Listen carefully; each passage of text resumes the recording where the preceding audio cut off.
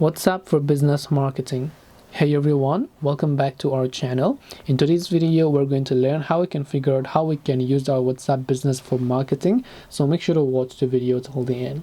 If you have a business on WhatsApp Business, you have got a couple of tools, which is your business tools, and you want to learn how to market it. So first of all, let us get to the basics, right?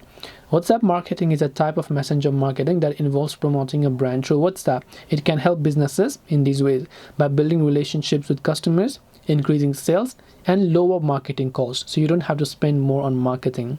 Now here are some advantages and strategies. You can do a broadcast promotional message, automate notifications and reminders, run direct to WhatsApp ads, because you can also see some of the WhatsApp advertisements that are available, create ads that leads to WhatsApp, so people will be able to come to WhatsApp.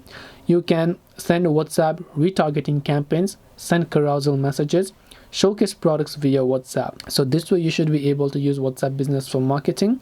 Hope this video was helpful. If you have got any questions, feel free to also leave them down below. Thank you for watching till the end, and see you soon in the next video.